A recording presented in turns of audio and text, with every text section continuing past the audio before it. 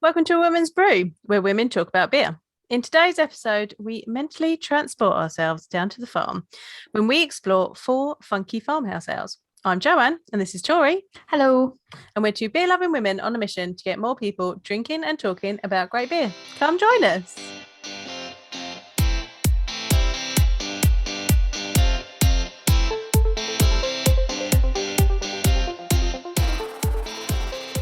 Now, we said we're going to go down to the farm, but I think someone's going to at us for that when we get to the Grisette, but we'll talk about that when we get there. Well, the episode's called Farmhouse Ales. That's why I wrote it. Generally, they are the beers that we're going to look at today come under the title Farmhouse Ales, and we'll talk about why that is shortly. Should we say what beers we're looking at today? Yeah. Do you want to just kick off with that? Anyway. All right. So we are going to look at Saisons, Biere de Gards, and Grisettes. Oh my! Today. First one we've got in the lineup is Take Time Saison from Good Things Brew Co. I'm going to let you do the next one because I tap out on this one. Yeah, what surprise.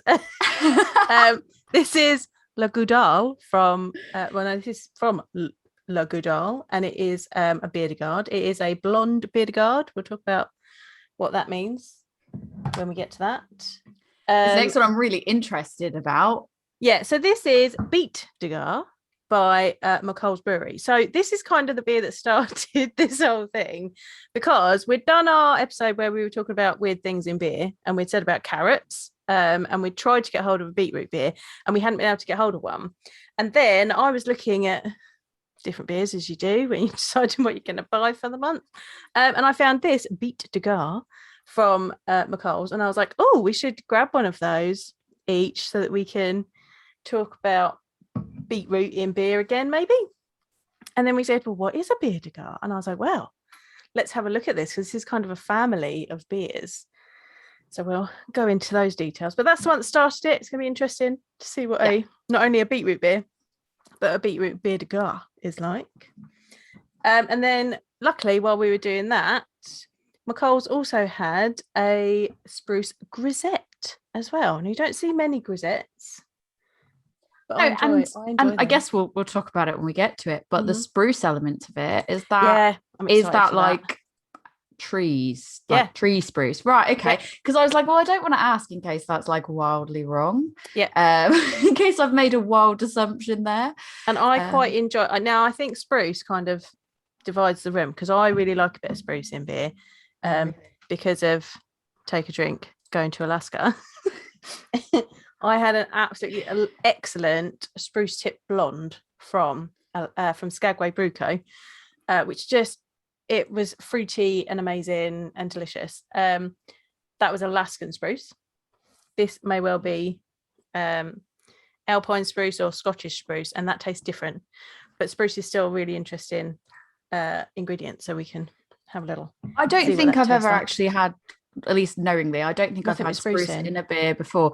But I bought, obviously, for another episode, we got the spruce foresight from Wild Weather. That was like the foraged spruce bits.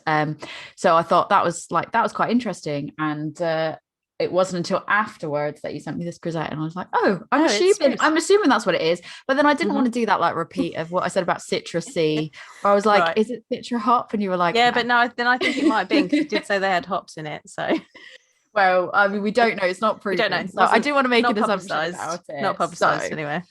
But yeah, I mean, whether or not we're going to say Grisette is farmhouse, you can tell me all about that in a minute. But I mean, we classified this as a farmhouse sales episode, so I apologise for nothing. That's fine. Shall we crack open the Saison first? Yes, and definitely. Then I'll tell you a little bit about farmhouse ales, why these are called farmhouse ales, and then we'll get into Saisons. Saisons are one of my absolute favourite styles ever. Oh, sounds a bit lively. Oh, is it? Yeah. Oh God, it's dripping. And it's not even a bottle. Oh, it is lively. Saisons do have they're quite carbonated. They do have a very big head generally. Oh. My pouring was your pouring weird? Because my pouring was weird. Oh, it smells really lovely.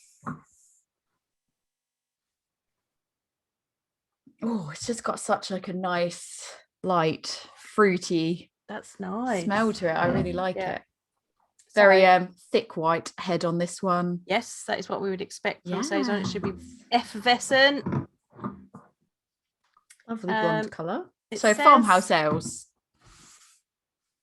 Yes. Do you want to tell us about Farmhouse ales? Farmhouse ales. So, in general terms, these are very like working people beers. They were brewed to be drank by people that were working on farms, and as it turns out, for Grisettes, people working in mines. So they were all kind of brewed in and around the France and Belgian region in various different places, depending on the style. And they were brewed on farms. So if you looked at traditional recipes, there probably wasn't a standard recipe, because the farms would just be chucking in whatever malts, whatever ingredients they had around at the time. And then these were brewed and put aside for seasonal workers. So moving into Saisons, that quite nicely moves us in. A Saisonnière is a seasonal worker.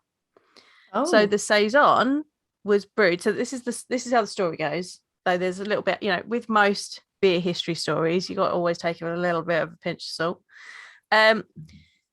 These were brewed in the southern area of Belgium, which is called Wallonia, and it is French speaking. The story goes that the beer was brewed in the winter months and then stored to give to seasonal farm workers in the summer. Thought this might be a little bit of a fairy tale. It's probably just like beer, not necessarily the Saison, but beer in general was brewed with whatever the farm had to be given to workers. It was thirst quenching because it's a beer. It's got malt in it. It's got a little bit of nutrition in it that could keep them going. The ABV would be lower than we would expect today because they could drink it throughout the day, and they'd be given like a portion of beer that they would have for their working day. It could have had, in those original recipes, it could have had barley, it could have had wheat, it could have had spelt, it could have had rye in it. So all sorts of different flavours you could have got from that. The modern version that we drink today was actually developed by DuPont in the 1920s. And this is the standard of what we expect from a Saison. What is important about it is the yeast characteristics. Usually it's only the yeast that gives those characteristics to it. So you're going to get some spiciness and pepperiness from it. But in modern versions, because our brewers like to have a little experiment, different spices and flavorings have been added to Saisons now by craft brewers to give us really interesting things. A note that I thought was really interesting about Saisons is that BJCP, so the Beer Judge Certification Program, where we get our style guidelines generally from, they say that the malts that are used in a Saison are continental malts. So that is as opposed to your regular American 2-row or 6-row barley. So it could be any mixture of wheat, oats, rye, and spelt. Sugar and honey can often be added. This is quite a dry style, so it's highly attenuated. That yeast gets in there, eats up all the sugars, and you've got a nice dry finish. But honey or sugar can be added to add flavour in. And usually Saaz or Styrian or East Kent Golding hops are used for spicy and earthy characteristics. Interestingly, you can get darker versions. You don't see them very often. But I had Leviathan's Black Magic Imperial Black Saison. Yeah, I'm really jealous. And it was beautiful.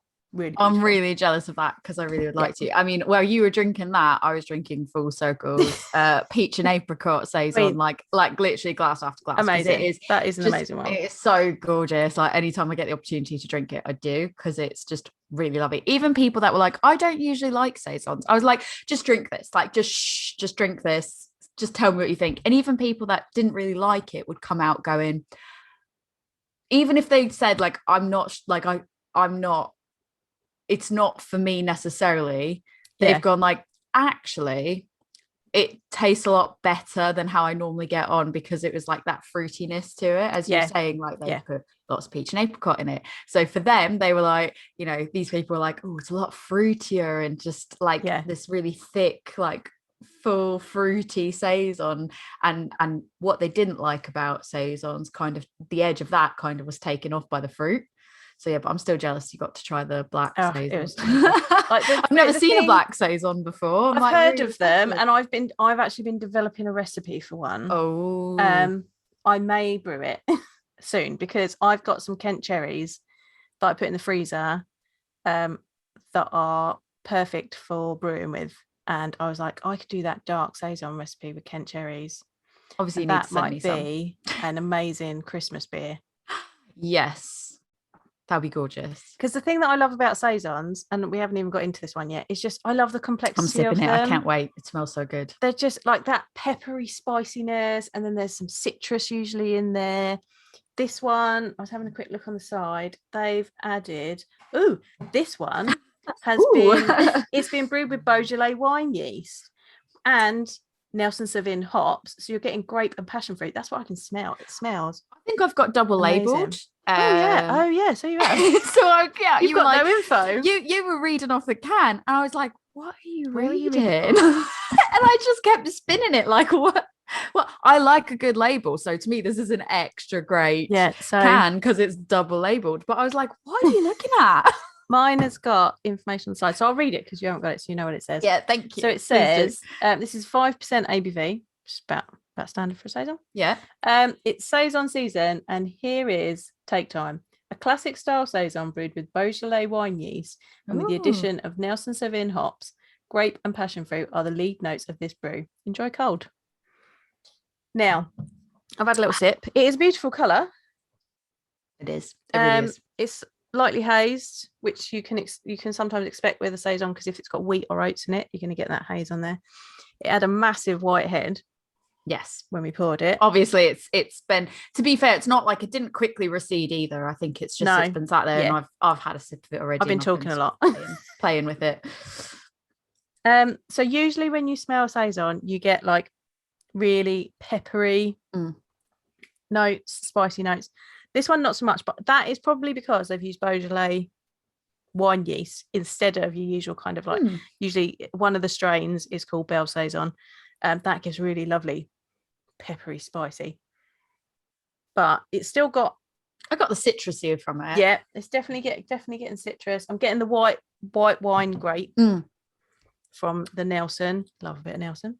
Yeah, I mean, in the taste, you definitely get. I've had a sip of it already. I think you definitely get the Nelson in the taste. And I'm getting passion fruit from the aroma when you swirl it.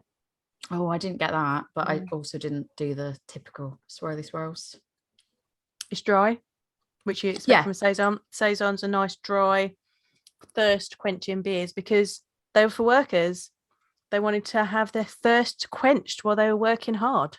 Presumably, when they're working, it's probably going to be in the nicer weathered months. Yeah, so it'd be in the summer. So it wouldn't be. It would hot. have been. So there were seasonal workers, extra workers in the summer when harvest and whatnot is happening. So that must have been amazing to be back in the day, and you're like, oh, what am I going to do for a job? Yeah, I'm just going to go work on the farms and get beer. I mean, I think it was a bit harder work than that. That's a touch more romanticized. Yeah, but that's like that's at least you get that as a payoff. Like, think of all the other jobs you could, like your blacksmithing. Well, that's true. Are you getting beer when you're blacksmithing? Probably not. Probably not. You're not getting rewarded at the end of the day with like nice, freshly made beer from like, you're just not getting that. But yeah, should I tell you a bit about Good Things? Yes. So they've been quite topical as of recent. For a reason I'll get into in a minute, but I'm fairly confident actually that we have spoken about them before, because I think we talked about them on the sustainability episode. I think we mentioned them briefly. I don't think we did an in-depth thing on them, but I do think that we sort of mentioned they were one of the sustainable breweries you could buy from, and the reason that they were mentioned is that, for anyone that's not aware of the situation, they were the first closed loop fully sustainable brewery. So that is like they kind of make use of everything really, which is quite interesting. I think they if I go to their website quick, because I think they've put it on there, I can give you sort of a really quick example of that. So just parts that they mention are we boil our own water, create our own power, and turn our spent brewer's grain into flour, which is used all over from pizza restaurants to bakeries, which I thought was quite interesting. So we boil our own water from 63 meters below our brewery. We power our brew with a 50 kilowatt array of photovoltaic solar panels. I have no idea if I've just said that right, and I'm not going to try again because it was really difficult. We then turn our spent grain and byproduct of the brewing process into flour. We use cans instead of bottles due to being lighter to transport, and because aluminum is around 95% circulation. So yeah, that's I won't read everything to it, but that was a part of what they've written, and I thought that was quite interesting. So for anyone that's interested, that you can go on their website, you can read more about that. They're based in Tunbridge Wells. They started brewing near me. Yeah, it's not crazy near me, but closer to me than some things. Yeah. They started brewing on site in April of 2019 in the 17th century farmhouse. Now, if you've been on the beer forums, reason Joe's face, if you're watching the video, is very, very sad. Is if you've been on the beer forums, you'll likely know that unfortunately, as of the recording of this, it's not been too many. I think it's just about 2 weeks ago now. They've just lost the barn that they've treasured on July 25th. There was quite a devastating fire that they had. Thankfully, nobody was hurt. I think that's the biggest part. Yeah. And my understanding is that they still have a separate office. If I remember correctly from what was said, they still have a separate office, which they've now managed to get power and they've gotten the electrics and the plumbing sorted to that office, that they can kind of continue to rebuild the pieces from that office. But the barn is just, they have to completely, from what I understand, completely rip it down and build it back up again. For anyone that's interested, there is a GoFundMe page if you want to help. I've donated. I think Joe, you donated as well.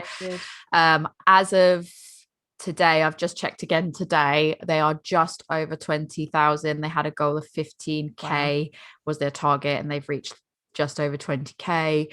Again, from what I've heard, it's just been able to help them get back on track. I've heard that that's helped them start before they could even get somebody from the insurance agency down to assess the situation. Because the way, there's a lot of red tape, like to make insurance claims and everything else. Meanwhile, you have yes, okay, insurance might cover bits and bobs they need doing, but in the real world, it's their livelihood. Yep. They've got workers they have to pay for, and they can't do anything until this insurance claim goes through and they get it all sorted. And this has allowed them to sort of be able to pivot and get back on their feet a lot quicker. So I really do urge people to help them. If you can spare one coffee, one really expensive Starbucks venti with all the works, £5 coffee, that can even help make all the difference, I think. When I looked again today, it looks like, I think a lot of people went and they bought their beer from what they had on their website. It looks like all they have on their website at the moment is their tipper called Table for One. It does appear to still be on their website and available if you're interested in helping them by purchasing beer. But yeah, when we're supposed to be recording this, it was going to be National IPA Day as well. So that was literally, I was like, it's great for National IPA Day. You can go out and you can get yourself a doozy of a tipper to celebrate and help them out, because they seem like really nice people doing a lot of really good in terms of sustainability. And this beer is delicious.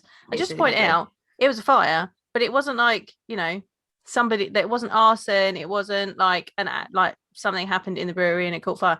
It was struck by lightning. So there was absolutely nothing. Nobody was doing anything negligent. Nobody was doing, it was struck by lightning in a storm. And because it was an old barn, it just happened that it caught fire. And because they obviously have different bits and bobs for brewing that are probably more flammable than other places, it's probably didn't help the situation. So this was a good point to mention. It was nobody being negligent on the job, them not storing things properly, them not keeping their equipment the right way, nobody coming in and starting a rogue fire or anything like that. It was literally just a poor twist of fate that a lightning strike, and that's it's the irony of it is they're very sustainable. They're very let's do things in a natural, nice way, and then nature just Yeah. Which was me. And I know that barn, from what I read online, that barn meant quite a lot to them. So anything you can do. Joe will put the link in the show notes. I'll put the link to the GoFundMe. I think this is like the best side of the craft beer community. Yeah. Like everyone has pulled together to help support an excellent business. Keep up the good work, everybody. That's it. It's just being there for each other and all that, and offering. I mean, I think I saw the post put on Facebook of, unfortunately, this has happened, just to let everybody know this has happened. They didn't immediately go and say, here's a GoFundMe page, come and help us. What happened from my perspective of what I witnessed was they posted it on there. A bunch of us said, what can we do to help you? This is really sad to see. Can we donate? How can we help you? Can you put a GoFundMe together? And then based off of the feedback from everybody saying, can you do something so that we can help you? They started a page. It wasn't a case of they just went, we've had a fire, here's a GoFundMe, can you help us? It was in direct response to the community saying, please let us help you. And for quite a small brewery, I mean, I don't think they maybe get as much attention across the UK, especially for how good their beers are. I don't think they get as much attention as maybe they should do either. So it's not like they're one of these big massive breweries that everyone's already known about and filtering money through. And I think even for those breweries it would be difficult to recover from something like this. So I think it's really important to just help each other out, especially when it's somebody smaller and maybe potentially more underrated compared to where they should be rated. So do what you can to help them out. I the thing is as well was they were one of the ones that I had on my list of beers to try, so I'm really glad I managed to get a few beers from them. And happy to help them, especially with how much sustainability stuff they do. Really happy to fund money into them, channel money that direction to them. I was gutted because I was really like, oh, it would be quite nice to like someday try to speak to them and stuff. And then I read this and I was like, maybe not yet, maybe not now. Another day. Maybe they've got quite a lot to worry about. They got a bit on their plate at the minute. So just a little bit. So our thoughts go to them. We really hope that they can come back from this even stronger than ever. And now hopefully more people know about them and want to get a hold of their beers. Maybe it starts off with you want to support them, so you buy their beer to support them, having never heard of them before, and then you find out you really, really like them. So go get their tipper and donate to the GoFundMe if you can afford it. Yes. Link in the show notes. Yes, link in the show notes. Right. Our next type of beer is the Biere de Gard. So I've definitely like drank Biere de Gards before, but I don't know. For me, I don't know. I think what happened is when we were discussing, I've had all these different types of like, French and Belgium and German, all these type of beers, but I don't really know the difference between them in the sense of what makes one this and another one that, and the characteristics about them. So I thought it'd be quite interesting. Yeah. So tell me a bit more. I haven't had very many Biere de Gards. When I went and had a look, I think I've only had about 4. And often you'll find, so the Colonel do a Biere de Gard every now and then. They generally put fruit in it though, so it's not exactly, which is cool and tasty, but you're not going to find out exactly what a Biere de Gard tastes like if it's got extra fruit in it. It'll still be a delicious beer, but if you want to know what an actual, following the little box guidelines of what a Biere de Gard officially tastes like, you won't be able to do that with one that's got fruit in it, because the original recipe doesn't necessarily have fruit in. As you always say, in order to break the rules, you have to know the rules to break them. So before you can get creative, if you homebrew or make stuff yourself you're interested in knowing more about it, it's good to know those little box rules, even though we don't like to be trapped in little boxes. It's nice to know them so you know how to break them efficiently. Exactly. So I also really like this bottle top. So if you're looking at the video, the bottle top is gorgeous. So I've not drunk this one before, La Goudale, but I have seen lorries with it on the motorway fairly frequently, and I'd actually never seen the beer anywhere to get hold of it, and then suddenly they started selling it in Morrison's. Nice. And I was like, oh, there's that beer that I've seen. There's that beer I've seen on those lorries. I didn't get one when I saw it and then I was like, what? I want to have a look at like a proper Biere de Gard. Can I find one? And I was like, oh, that beer from the lorries is Biere de Gard. Let me go down to Morrison's. My Morrison's has no longer got any. Went on a little trip, found one for both myself and Tori. My Morrison's now has it back in again, annoyingly. course it does. That's a lot. But that's fine because that means that I can get it more regularly if I like it. So but I love the bottle shape. It's beautiful. It's a nice little I don't know, how would you describe that bottle? It's like a long neck with a little bulb at the bottom. It reminds me of an Aspinall's cider bottle. Yes, if anyone's seen those, I can see that. I would say for anyone that hasn't, like long, thin very neck long, that neck. Goes out to like the bulbous bit at the bottom, but the neck is just extra elongated compared to a normal bottle. Looks like a little bell, if I could describe that in that way. And then that gorgeous bottle top that I was talking about, if you're listening and not watching, I would say, are those hops and that as well? There's definitely like wheat, and it's those like little, I don't know if those berries are little hops, but it's just a nice little. I'll show it again if you're watching the video, but it's a nice little touch on that. So I'm a bit nervous to open it. I'm a bit nervous how lively it's going to be. We shall see, and then I'll tell you about them. Oh, it's not very lively. Oh no, it's fine. That's totally fine. Do you keep your bottle tops? Because I like keeping my bottle tops. I've got a Haribo sweet tub full of them, and my plan is one day to do a bar top with them. Yeah, that's what I saved mine as well, because I want to do some type of like resin art with them as well. Yeah, but I like that. For some reason, I don't know why I thought this, but I thought you were going to say I have a Haribo topped one, and I was like, how? That's how have you got a Haribo? Haribo, for anyone that listens to us outside the UK, is like gummy bears. If you're in the US, like they make like gummy bear Haribo in the US. Maybe you do now, but we didn't when I was younger. Well, not when I. Yeah. Well, not in my part. I used to not my part I of the used country. to get Haribo all the time. Yeah, not my part of the country. Oh, really? We didn't have Haribo. No, they don't have Haribo in Boston. That's weird. No, maybe they do now. now. Gold bears all the time. Maybe they've had them in the last 8 years, but it's basically, or maybe they make gummy bears, and we just call them gummy bears. Maybe, yeah. And we only have them in bears. Like we don't have like these wacky mix, rings and like fried egg. Yeah, proper pick and mix. I don't suppose you didn't have pick and mix either, did you? Like no, where you could just go in the shop and buy like penny sweets. So we had penny candy when I grew up. I grew up going down to do a bit. No, it doesn't. But you know what? I like to think that people enjoy having these little sides.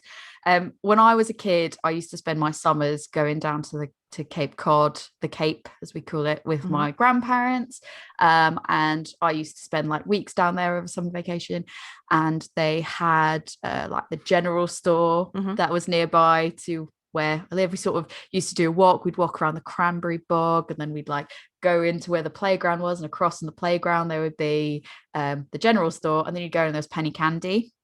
Okay. Now, what really effed me off about that, though, is like now that I'm older, there was never a penny. Like there was only a few things, like you could get like a Tootsie Roll for a penny or something like that, or like a gold chocolate coin, like a tiny one for a penny. But then you'd have like this one's 10 cents, Big League Chew is 25 cents or something, and then you'd be like, this is not all penny candy. Now I have to make decisions about how to spend my $1.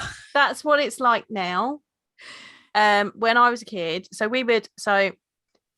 we'd pick up my cousin from primary school on a Friday afternoon. I'd finish school, my brother would finish school. We'd go and pick up my cousin from primary school, and there was a parade of shops, and we go in the paper shop, and we were allowed a comic, and we were allowed 50p of penny sweets. So, and they were all a penny, and you would get 50 different sweets in a bag. But then not anymore. I feel like over here as well, though, because like penny candy that I'm used to in the US, they're all it's all wrapped individual things. Like you could get a ring pop for 50p and stuff. Pick and mix here is still, even I don't know how this happens with COVID, it's still like like just a container. It's like a wall for people in the US. Just picture like a wall that has all these different like clear plastic containers that all have like, just think of like loose M&Ms and loose gummy bears and loose everything, and you get like the shovels, and you like scoop it out and either put it into like a bag or into a Starbucks style like plastic cup thing. And then I always just see kids at the supermarket like just putting their hands in and like taking things out, and I was like I'm just like, I am not a germaphobe, but even pre-COVID I was like, this is why we don't buy pick and mix, because children's grubby hands are like digging in, and then their parents are like, that's called stealing. It builds up your immune system. It's fine. No, good. Anyway, Biere de Gard. Not just beer. Biere de Gard. Biere de Gard. Biere de Gard. Right. So this is a blonde Biere de Gard, which I will tell you in a minute why that is important. The name literally means beer which has been kept or lagered. I like the smell of it. Oh, it's very sweet. The malty grainy smell. It's like one of my favorite. So yeah, that's important because it's a traditional artisanal ale from northern France, and it was brewed in the early spring and kept in cold cellars to be drunk in the warmer months, much like the Saison. It is now, of course, however, brewed year round because now we have temperature control. It is related to the Belgian Saison style, but the main difference is it is going to be rounder, more malty, and it lacks that spicy bitterness that is a key feature of the Saison. So it's going to be fairly strong, malty, it's lagered, and there are a range of malt flavors from different versions. So you can there's about 3 main versions. There's a blonde, an amber, and a brown. This one that we've got is the blonde, and they can range from golden blonde to a reddish bronze or chestnut brown. I mean, this one's very gold. This one's very definitely golden, very clear, see-through. It's very clear. Lovely little bubbles going up. There was a nice white head on it. Mine is lovely and lacing on the glass there. Yes. Look at that. If you're watching the video, I'm just getting lots of lovely kind of. I do like watching lacing as well on it. I think it tastes. The reason I said whoa a minute ago is because I wasn't expecting it. When you said it was sweet, I was like, okay, let's see how it is. I wasn't expecting it to be as sweet as it was. Yeah, I was, because yes, it has that malty smell to it, but it's more of that grainy malty sort of that doesn't. You know how you can usually kind of tell when the maltiness lands in a very sweet way. This didn't have that very sweet note to it as it normally does, so it took me by surprise. Yeah, it's because it's got toffee. It's got kind of a bit of toffee caramel in there. On the nose, it's quite like it just kind of smells like grain, so you don't expect that toffee character because it's not in the aroma very much. I almost get a bit of like orangey quality to it as well, but not like really strong orange. Like I don't know marmalade. How to explain it. Yeah, like a marmalade type orange, but not fully orange and not fully marmalade, but somewhere kind of in the middle, if that makes sense. if I can say that, and hopefully it makes sense. Yes. Ooh, I've not seen an amber or a brown version, but I'm going to be keeping my eye out for them now.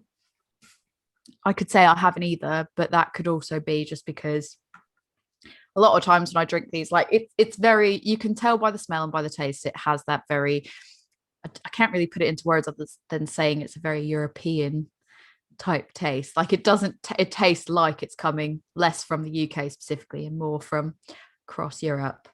And so many times if I'm drinking that, I'm either somewhere abroad and I don't actually know the style I'm drinking. I'm just like, that looks nice, I'll have that. Or the bottle's in a different language and I've just gone, that looks cool, I'll have that. So I don't know.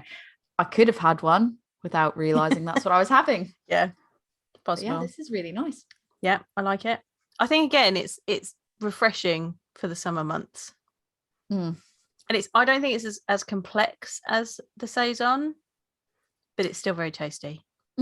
Yeah, I wouldn't say I don't think it's as complex as a Saison, but I wouldn't say that it's one-dimensional. Yeah, no, it's not. You know, this isn't a light lager. No. There's still stuff going on in it. It is more. It's not like thin and watery or anything like that. It's definitely more like it has this nice medium. I think, body. It's the beefiness to it. Yeah. Yeah, I mean, I'm just sad that it's really crap out today. It's really rainy, really crap. Because I feel like if it was sunny out, this would be really gorgeous. The sun is shining right now, but it was absolutely tipping it down. Oh, it's going back and forth. The last 2 days, it's been like sun, rain, sun. Yeah, I don't know what's happening in Kent right now. But at least we're still connected. It's all right. We're still connected. When we tried to record this the first time, we got wiped out by rain. We tried to pivot and we were like, we'll record this way. That didn't work. And we're like, how about this way? That we hit another hiccup. So the fact that we're still able to record when it's chucking it down again today, excellent news. Yes. Right. So I think we need to crack this Biere de Gard. Biere de Gard. I like the name. Yeah, I do like the name. I find calling them beets is very American.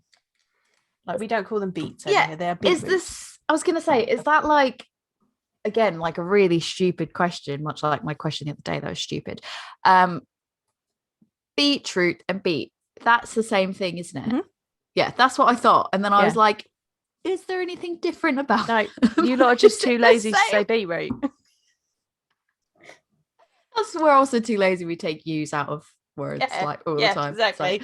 So, if we can make it even just that one letter quicker, that's what matters. Beets. I like beetroots. Yeah, I just call it beets because I'm cracking this bad boy open. I'm a bit nervous to try it, if I'm honest. Yeah, I don't really like beetroot. I don't either. I remember being forced to eat beets. It smells like beetroot, and being like, I hate this. Beetroots have a really it's not the color I expected. Earthy taste. Oh, is it not? Oh no. No. There's a lovely head on it though. Really, I expected it to be red as well, but it is this like orangey, golden, ambery. Yeah, so I think you have lovely got a little ambery bit of the color from the beets. But if you when you do a direct comparison, and it's slightly hazier than the straightforward one, but the head on this is gorgeous. Like nice I feel like that's a really nice head. Spongy. It smells like beetroot because it just smells like dirt. I don't want to drink it. I'm sure it's lovely. I'm sure it's lovely, but I just smell beets and I feel traumatized. Else in there. Actual dirt. No, I'm getting something else. I'm getting like a yeasty character. Yeah, it's because you're pro. Maybe like a bit of bubble gum. Let's see what it says on the back. Right, the simple beer of the land, aromatically enticing, earthy and crisp from the first mouthful. A fruity, sweet and juicy body embraces you before spicy classic hop notes lead to a dry, refreshing and boozy, heartwarming finish. Yeah, because we didn't point out that the Goudale is 7.2. This one's 7.1, so not far off. Did we say what they normally are percentage wise? I didn't look it up. Right. I will do in a sec. So we'll cut that and we'll go. Hang on. Okay. I don't want to drink it. I don't want to do it. It literally smells like beets. It does. I mean, it's a beetroot beer. What did you expect? I don't know. I feel traumatized all over again. I feel like I'm having like PTSD of my childhood, of being forced to sit at the table and my mum being like, you need to eat at least 3 beets. And I was like, but they're gross. Oh. So the range of ABVs for a Biere de Gard is 6 to 8.5. So about smack in the middle. Like bang on in the middle, yeah. They're about bang on in the middle. Both of them. So continuing the label, it says brewed with rich continental malts. So have we got what does it say? And is it barley? Oh, Pilsner, Munich, and Vienna. Oh, I like this label. It's got really interesting information on it. I knew you'd like the label. Yeah, I do actually have the label on this one. Yes. Malted barley, Pilsner, Munich, and Vienna. So I'm hoping we get a bit of toastiness in there. Beetroot, hops, fuggles, and saz. So we're going to get some earthiness that's going to go with that beetroot. We're going to get maybe some spiciness from the SARS, which I never say right. And it's brewed with rich continental malts, delicate noble hops, and lots of beetroot, fermented with classic Abbey Belgian yeast. Also, I wonder if that's where I'm getting a bit of that bubblegum from. And then matured for 5 weeks to allow the complex blend of flavours and aromas to marry perfectly. The beat goes on. That's a good one. I like the label where it looks like a bunch of slices. It does look like a bunch. It does, yeah. It's swirly. It's just a nice label, and when you go, oh, those colours are nice, and then you realise, oh, it probably is supposed to be like cartoony beets. Actual beetroot. Right. Cheers. I'm going in.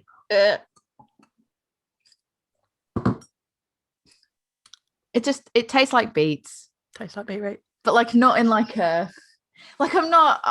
I was going to say smelling it gave me like PTSD to my childhood. I didn't want to drink it. I'm going to be honest. Like I was like, I don't want to do it. I don't want to do it. But it doesn't drinking taste this for you listeners, so you don't know. Yeah, no, the thing is, it's not a slight at all to the brewery by any means, because it's exactly what it says on the can. I don't like beetroot. Yeah. So why am I drinking this? Because I'm interested and I like to try new things. And I think sometimes you get people on forums are like, if you didn't like that, why would you get that beer? Like, it's not like I'm going to go out and slate them for going, this tastes like beetroot and I don't like beetroot. This is a well-made beer because it tastes like beetroot. And you told me it was going to taste like beetroot. It does. 5 out of 5. Exactly. No, exactly. It tastes exactly as it is. Do I enjoy it? I'm like, no. Yeah. Oh, God. Actually, it's making me think about how I don't dislike the taste of beetroot as much as I thought I did, in the sense of like, I don't like beetroot, but I didn't drink that and just go, I can't finish that can. I can finish the can of that. Take another sip because it gets better. Because then you start getting the toasty malts of. I just want to get on my soapbox though and just say that the people that are like, why do you drink something that you know you don't like? And I think my response to that, you got to try things. But my response to that is try things, try new. I like trying new and different things, even if it's something that I don't think I'm going to like, first of all. And second of all, people's taste buds change. So if somebody doesn't like sours, so say they're new to beer and they go, I don't like sours, don't like it, never going to buy a sour again. They try a sour, they go, hate it, not for me. Then they start drinking, all these different things. They start getting more of a palate for craft beers and the different flavors, and not just, watered down macro lager. They start to go, oh, I'm taking in all these flavors. I'm taking everybody's, feedback on board of their tasting notes and everything else like that. Then they go back and they try a sour again. And they might go, actually, I have a different appreciation and my palate has changed and how I actually view this has changed. Or maybe they say, a standard traditional sour, not for me. But when it's fruited, like when it's got high amounts of fruit in it, I actually like this. So I think that anybody that says like, oh, you shouldn't have bothered drinking that if you know that that's not something that you like, I agree with them that yes, it shouldn't get slated just because you don't like it, because you say, I don't like sours, this is a sour, 0 stars sort of thing. Unless you can substantiate that with it's too thin, it tasted off, something like that. I get that. But you shouldn't slate it if it's not your style. But likewise, we shouldn't slate people or put them off trying new things, because I think you don't realize how much your tastes have changed until you put yourself out of your comfort zone to try things you wouldn't normally drink. Now, do I like beetroot? No. Do I suddenly like beetroot now that I've had this? No. Is this beer for me? No. But is it so offensive that I won't drink the rest of it? No, I'll definitely drink the rest of it. Thank you for joining my TED Talk. I'm coming off my soapbox. It's the same with, we sit like, craft people sit there and go, I don't like lager. I don't like lager. I've gone back and actually now I am enjoying various different lagers. And actually I'm going back to lagers that I said, oh, I didn't like that. And then I'm like, well, actually I can appreciate XYZ about it. It's not a beer that I'm going to session, but I can appreciate. But maybe you go back and you look at why you don't like it. Because maybe it's I actually thought that I thought that this is at the start, I thought that this is what lager was. Yeah. And then you go back and you try it again. You go, oh, actually, the reason I didn't like this is because it wasn't crisp enough for me, or it was just a bit too watery. I didn't, the consistency of it wasn't But that nice. Brewery over there might be doing it slightly differently. And then maybe you might like that style, or, that ingredient in beer. Maybe you just want to drink Braybrook forever. Right. And that's cool, because we've all got different tastes. We've all got different taste buds. We all taste things. And you are an expert on what you taste. So if that's how it tastes to you and you don't like it, cool. Doesn't necessarily mean it's a bad beer. It just means you don't like it. It's the difference between putting yourself out of your comfort zone and trying new things versus making false claims that something is bad, by fact is bad, when you are also saying that you're admitting it's not your style, therefore unless you can substantiate why it's bad, you can't just throw that around willy-nilly of it's a bad beer. It's like, well, elaborate on that. Don't just say it's not my style, it's bad. But or just don't say anything at all, or don't say anything at all. just drink it, like it or don't, and then just don't say anything. Speaking of Braybrook, I was around London yesterday. It was a delayed anniversary celebration and we were killing time in London. We had a few things we were doing, and in between we'd like stop and get coffee, and I stopped and I got coffee somewhere, and it was this tiny little coffee shop, but they also it said like beer, wine and coffee, and I was like, what's this? And it was a little like walk-up window. It was called The Shed. It was called Shed. And we just walked up and we got a coffee and I went, I'm just going to go see what beer they have, just out of curiosity. They had some really interesting beers, but the whole top row, it was like 3 different Braybrookes. And I was like, this place F's. No, I didn't get any. I was like, I'm being really good. I'm not going to get any. But I wanted to, because we were about to go sit in a park and I just ordered a coffee and I was like, I could easily just have this Keller lager in the park. And then I was like, no, I'll be good. I won't do that. But yeah, I was really excited to see Braybrookes in the fridge at this tiny little place. I mean, they had a lot of other really good stuff as well, but the Braybrookes like caught my attention like that. I was like, yes. So they're quite difficult to get hold of. Can I just say, so as I was showing, if you're watching the video behind me, you can see the things in my light box.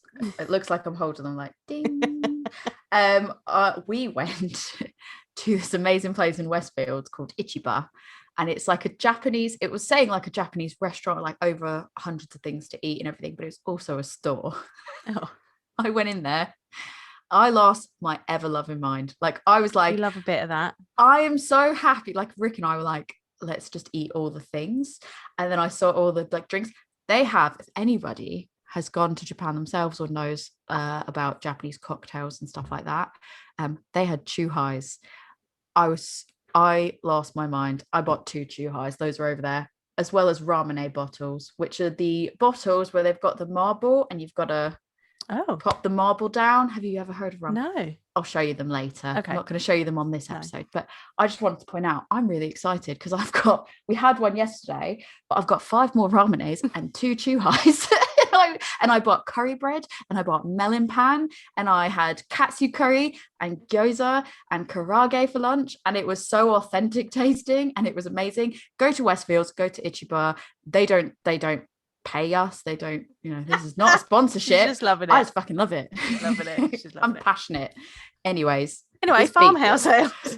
Farmhouse. I'm not feeling it. Though it does exactly what it says on the can. So I'm gonna make Rick drink it because I bet he'll like he'll be like, oh, beetroot, it's healthy. Right. And there's a few people that like a more savoury beer. This is a more savoury beer. It's very earthy. That's my problem. Savory. It's beetroots are very earthy. Yeah. It's like dirt. Yeah. And beetroot. Yeah. And it's not that, I don't mean that as like an off flavor. Like that is just it's what you get. Tastes like. It's what it says on the tin. It is an earthy, savory beer. It's not for me, but it was an interesting experiment. It's not going to go to waste. I can tell you that. Now, obviously, we're going to have the Grisette now. Before we go into the Grisette, because that's also from McColls Brewery. Should I just give you a really brief overview? So what I found about them is, so they've officially started in 2017, and it was founded by Danny and Gemma McCall. They're located in Bishop Auckland. That's up near Durham. So I saw Auckland, and I was like, is this New Zealand? I was like, I'm going to Google. And I was thinking, how did you get this? And I thought you did order from New Zealand Beer Collective. So I Googled. Again. Yeah, this is the problem. It's like when you're like me and you're foreign, you were like, where is this place? I've never heard of it. Now, what makes it worse is when you admit, when you're also like me and you sound like you're from Bristol or West Country and you're a secret agent undercover and you say you don't know where some place is, like, Newcastle, we're going to a wedding in Newcastle upon Lyme? No, the other one. Upon Lyme. Yes. I thought we were going to proper Newcastle, but guess what? I found out over the weekend we're not going to Newcastle properly. So I'm glad I didn't book a castle in proper Newcastle, a hotel in proper Newcastle, because and I was saying to my husband, how did you get this so wrong? And then I realized it's because where the wedding was also called Newcastle. Oh. So yeah, when you're like me, you don't understand. So it's up near Durham. All their beers are unadulterated and vegan friendly, so there's no finings, like nothing like that. You can explain finings in a minute, but basically I've not heard of them previously. I just know that when I looked into them, their beer sounded really nice. They had one bitter called Lady Marmalade, and I was like, oh, I didn't get that one. That sounds really nice. It's not available at the moment from what I can see. This is just from an article that I saw when I was looking at things. So they said like Lady Marmalade is their best bitter, and it just sounded really nice. I don't think that they might not have brewed that for quite a while, but it just sounded really, really nice. They've got a lot of like Belgian ales. I had their cold brewed coffee Kvike IPA for International Beer Day the other day, and it was I love cold brew. I know. It was so good. I love iced coffee. It's absolutely give me a cold brew. Give me everything. Looking on their website right now, so you can get the spruce, the light night spruced spruce and Grisette. You can get the beetroot. If you want to try the beetroot for yourself, you can go on their website and you can order it from them. It's like really reasonable as well. Like it's £5 for 7.1% beer. That's interesting and unique. If beetroot's your thing, you're gonna love it. It's definitely worth it. If you just want to try something wacky and wonderful and different, try it because it's different. I mean, that Grisette's only £3. You know, it's 3.5%. So it's something that you could have on a weeknight if you were looking for something a bit lower ABV. They've got a Kvike Pilsner, and then they've got an extra pale ale called Paper White 2021. So that's what I can see is available on their website right now. I don't think they've got any others, but definitely check them out because I've oh no, they have. I can see the coffee. Like, oh, I'm gonna need to do an order. As we were just saying that Tori's got enough beer, she's now gonna go do an order. It's cold brew though, Joe. Yes, and it is delicious. You will love it. And they've got something called Let's Eat Pies. I've got that in the fridge. Pepper bitter. Let's eat pies and talk about men's health. Men's Pie Club. I'm gonna have to order, aren't I? Yeah. For God's sake. But yeah, those are all the different ones, and they've got Suma, their IPA. This one as well, the Spruce Grisette, is a collaboration with First and Last Brewery from Northumberland. Oh, nice. Yeah. And I think they forage. Yes. They foraged the spruce. I do like it. I just think foraging's really interesting. Yeah. I want to forage beers. Right, so let's crack this open. And tell me about Grisettes. Now that you know about, I've set the scene for who McColls Brewery are on a very, very high level, 3,000 feet above the earth level. It's a bit lively. It is a little bit, but it's actually manageable. You can see this little bubble. Mine is not. I'm gonna have to wait. Mine is all head. So a Grisette is often referred to as. Oh, it smells amazing. A Grisette is often referred to as a little Saison, because it's usually quite low in ABV. And this one, rather than originating on farms, it originated in the mining regions along the borders of France and Belgium. It is called Grisette because that means little grey one. So some stories say that that's referring to the slate that was being mined in that area. And some people say that refers to the grey frocks that were worn by women who were serving in the local pubs. And there's this little story that they would stand at the opening of the mines. So as the men were finishing their work day, they would stand there and give them a Grisette as they came out at the end of the day. So little grey one could be the stone, or it could be the ladies that used to give the beer. Or maybe it's double meaning. Well, it could be both. Maybe they thought we'll be cheeky and we'll just do one coverall for everything. Right. It's generally a low alcohol beer, as I said before, and it can be very similar to a Goes from Germany. It should have a noticeable tartness. And as of 2016, from an article that I was looking at, only one Belgian brewery was still making the style in the traditional manner. Although, as with a lot of these old traditional styles, American craft brewing has picked these recipes up and run with it. And so we've ended up saving a lot of these historical recipes and styles by our craft brewers having a play and seeing what they can come up with. So yeah, here it is. It's usually, you should get like spicy, phenolic and fruity on the aroma. It's going to be highly carbonated. It's going to have a big white head. Check. If you're watching the video. I'm putting a flake in it. Like, look at that. Yeah. I'm either having a bubble bath, putting a rubber duck in, or it's getting a flake because it's ice creamy. And it is often dry hopped. Yeah, I know this one definitely is. Look at this beauty.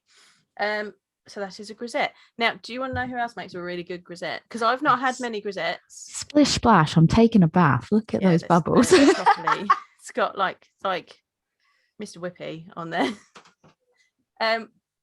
So one brewery that does a really good grisette is Duration. So their little fanfare is a grisette. It is 3.8%. I have it in the fridge because I love. I think I've had that before actually, and I love Duration. Excellent grisette. But they brew it every now and then. I don't think they've currently got any. Boutiliers did one, I think. So I've only had. Was that the green hopped one? They've done 2. Because I've only had 5 grisettes. I've only had 5. I've only had 5 grisettes out of the 3,000 odd beers that I've tried, but 2 of them are from Boutiliers. I thought you were going to say I've only had 5 grisettes from Boutiliers, and I was like, I didn't think they did that many. No, 2 of them were from Boutiliers. One was the Cool Patrol, which Cool was Patrol. So that was a green hopped grisette with pear. Yep. Pear from Drew's parents garden. And the other I loved one it. was called. It was. I loved the delicious. name. I loved the Delicious. label. Yeah. I loved the bit, like all of it. It was absolutely delicious. And the other one was called Hope and Patience, and that was equally delicious as well. Give us Cool Patrol 2.0. Give us extra Cool Patrol. That's what I want. Amazing. Just got foam on my nose because it's so difficult to actually get a good smell and not get the foam on my nose. It smells beautiful.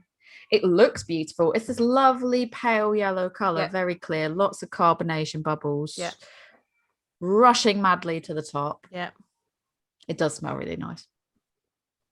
It smells like it does have really that Saison quality to it, doesn't it?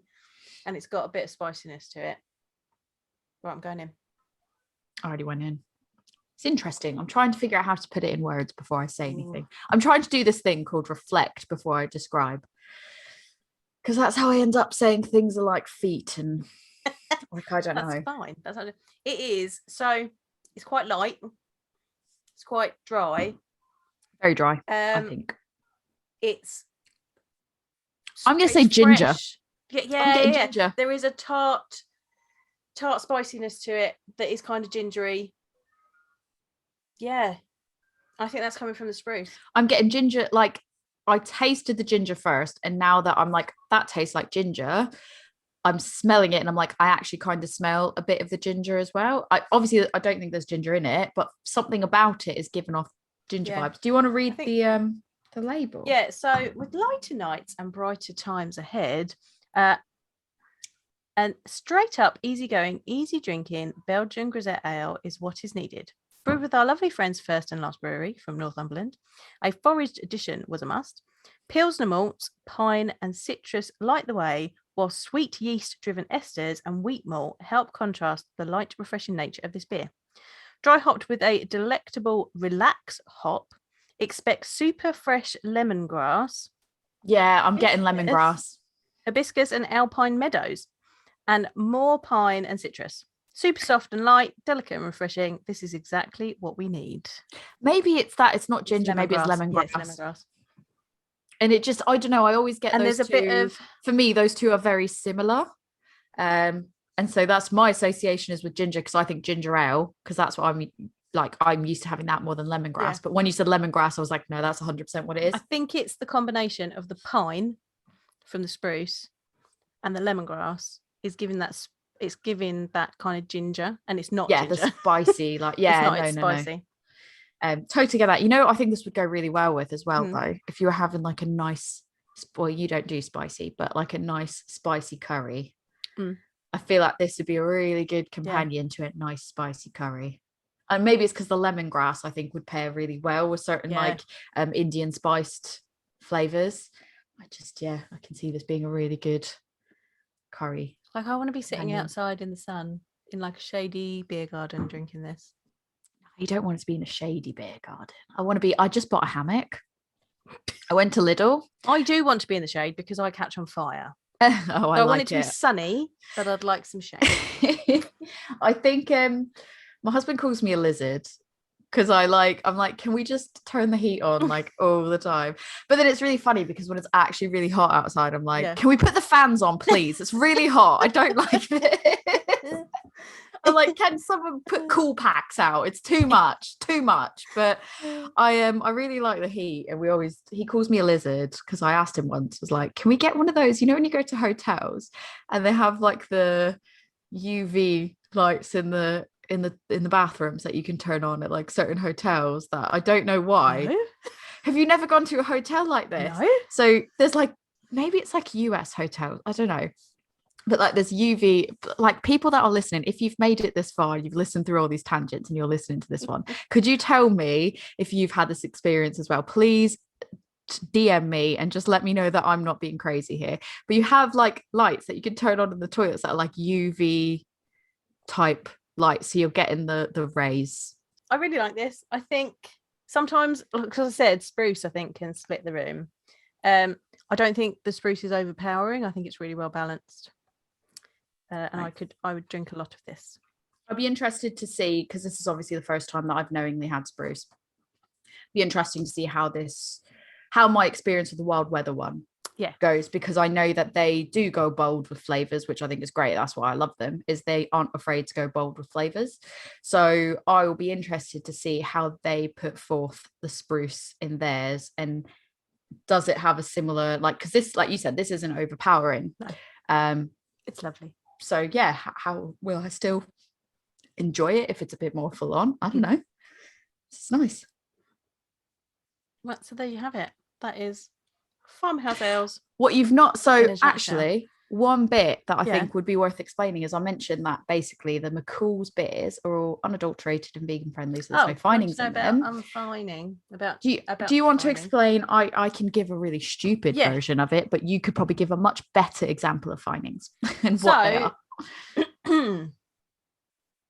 So fining, essentially, by adding a fining, this is added at the kind of the conditioning phase, and it can be added in the boil as well. By adding a fining, it draws out any yeast, any particles, and it clears up the beer, and everything will sink to the bottom of the bottle, the keg, the cask, whatever. And then you draw the beer off of it, and it is lovely and clear. However, there is one type of fining that has been prevalent for a long time, and it's called isinglass. Isinglass is the swim bladder of a fish that is dried and crushed up and added, and it helps do that process. Brewers can also use Irish moss, which is obviously less animal based, or you can just leave your beer unfined.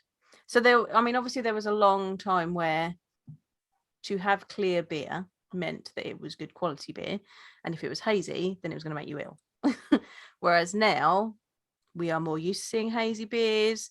An unfined beer is not an issue, but breweries will still put on their products that they are unfined, because some people are still like, if that's not clear, I'm not drinking it. Oh yeah, we've definitely had people full on like, oh, there's something wrong with that. It's like, no, it's just hazy. No. Yeah. No. I've literally had conversations with people where I'm like, that's a Hefeweizen. It's supposed to be hazy. It's meant to be hazy. And they're like, look at me like I've got two heads. And I'm like, it's got wheat in it. Wheat adds protein. It goes hazy. Thank you for coming to my TED Talk. Yeah.